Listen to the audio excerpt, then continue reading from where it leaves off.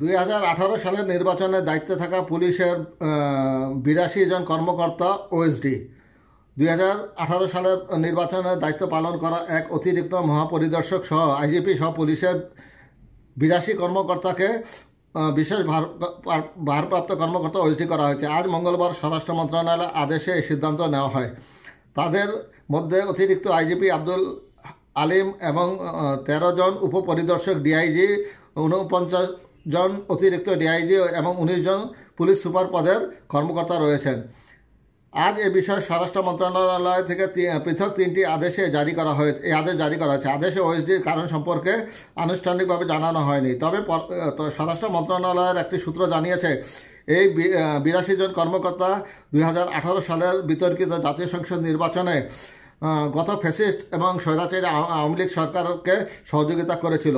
OSD মূলত প্রশাসনিক পুনর্বিন্যাসের অংশ হিসেবে সংশ্লিষ্ট কর্মকর্তাদের কার্যত দায়িত্বহীন করে দেওয়া হয়। সাধারণত গুরুত্বপূর্ণ পদ থেকে সরিয়ে কোনো কর্মকর্তাকে ওএসডি করা হলে তা শাস্তিমূলক ব্যবস্থা হিসেবেই ধরা হয়, যদিও সরকারি ভাষ্য অনুযায়ী এটি প্রশাসনিক পুনর্বিন্যাসের একটি অংশ।